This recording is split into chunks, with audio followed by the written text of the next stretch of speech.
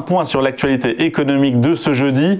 Et on commence avec Coinbase, cette introduction en bourse fracassante hier au Nasdaq, la plus importante plateforme d'échange de crypto-monnaies aux États-Unis. Une cotation, une introduction en bourse par cotation directe, pas forcément classique pour une IPO puisque cette société n'a pas levé d'argent frais à l'occasion de son listing, mais cela permet tout de même de valoriser la participation des actionnaires en temps réel, à l'image de celle du PDG, Brian Armstrong, un ex de Goldman Sachs qui détient 20% du capital de Coinbase, un PDG qui doit être ravi puisque lors de cette première séance de cotation, l'action Coinbase a largement surpassé son prix d'introduction fixé à 250 $. Alors le titre Coinbase a clôturé hier soir au Nasdaq à plus de 328 $ pour une capitalisation boursière de près de 86 milliards d'euros, de dollars bien sûr. Cela fait de Coinbase la plus grande valorisation jamais accordée à une entreprise américaine qui est entrée en bourse. Alors il faut dire que le contexte est particulièrement favorable pour les crypto-monnaies avec ses records en cascade pour le Bitcoin, un Bitcoin qui a frôlé hier les 65 000 $ dans la journée. Alors Coinbase réussit même à faire mieux que Facebook, dont la cotation avait atteint 81 milliards de dollars lors de son introduction en bourse. C'était il y a un peu moins de 10 ans, c'est dire une éternité pour les marchés. On continue et on reste aux États-Unis. On parle de la séquence de publication de résultats du premier trimestre 2021 qui s'est ouverte hier. Comme à l'accoutumée, ce sont les grandes banques américaines qui ont ouvert le bal. Des banques qui semblent déjà sorties de la crise. À la clé, ce sont des résultats au zénith pour Goldman Sachs, JP Morgan ou encore Wells Fargo. Toutes ont vu leurs profits bondir au premier trimestre 2021.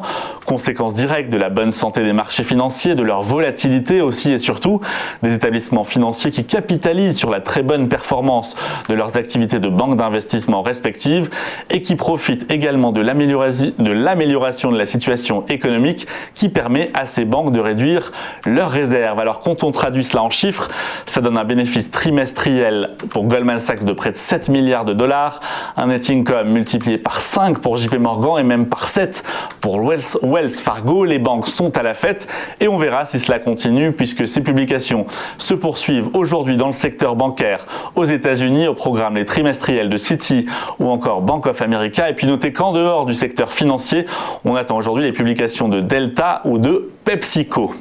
Retour en Europe à présent, on passe au chapitre macro, le FMI qui a appelé hier l'Europe à un nouvel effort budgétaire, un coup de collier même pour 2021 et 2022, effort destiné à surmonter la crise, à contenir aussi son impact sur le long terme, une nécessité face à une reprise décrite comme hésitante, comme inégale, prévision de croissance revue légèrement à la baisse par le FMI pour 2021, plus 4,5% en Europe, conséquence de l'expansion du virus, de ses variants, de la campagne de vaccination également qui a pris du retard en Europe.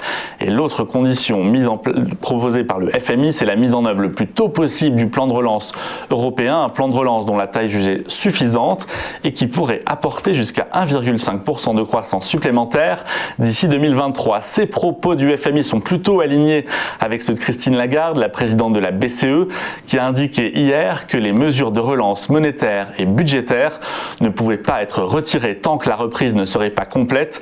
Elles constituent selon elle les deux béquilles essentielles pour affronter la crise. La BCE, dont on a appris qu'elle avait accéléré ses achats de titres sur les marchés financiers pour freiner la remontée des coûts de financement dans la zone euro. Et justement, prochain rendez-vous pour Christine Lagarde, ce sera jeudi prochain, réunion des conseils du gouverneur de la BCE, pendant lequel on scrutera d'éventuelles annonces sur les suites du programme d'achat d'urgence face à la pandémie, le fameux PEPP. Voilà pour ce point d'actualité, le décor est posé. On va marquer une première pause, juste quelques secondes avant l'ouverture à Paris. Un mot sur la clôture d'hier, le CAC 40 qui a clôturé au-dessus des 6200 points, plus 0,4%. Un CAC très bien orienté, porté par LVMH, record historique pour le titre dans la foulée d'une publication très solide. LVMH qui tire l'ensemble du secteur à la hausse. Kering, Hermès ont surfé hier sur ses bons résultats, ou encore L'Oréal également à son plus haut historique. L'Oréal qui va publier ce soir après bourse son chiffre d'affaires du premier trimestre. Dans le même temps, les bourses bourses européennes ont terminé en ordre plutôt dispersé, à l'image du DAX qui a perdu hier 0,17%. Et du côté des États-Unis, là encore divergence sur les indices. Les marchés américains ont plutôt bien accueilli les trimestriels des banques, j'en parlais à l'instant, mais par contraste, la séance était plutôt mauvaise pour les valeurs technologiques. Ça donne un Dow Jones qui a gagné 0,16% à 33 730 points. À l'inverse, le S&P 500 a perdu 0,40% et le Nasdaq a reculé de son côté de près de 1% à 13 857 points. À noter également la forte hausse des cours du pétrole hier sur le fond de chute des stocks de pétrole aux États-Unis. Le Brent et le WTI ont progressé de près de 4% chacun. Et du côté des devises, l'euro-dollar recule face à l'euro, 1,197 € pour 1 euro, un plus bas depuis 3 semaines. Pour le billet vert, sur fond de propos de Jérôme Powell, le patron de la Réserve fédérale américaine, qui a une nouvelle fois exclu que les taux directeurs américains soient revus à la hausse d'ici l'an prochain. Une page de pub, on se retrouve juste après. La séance vient d'ouvrir et Charles Janus nous attend chez Interactive Trading. À tout de suite sur TV Finance.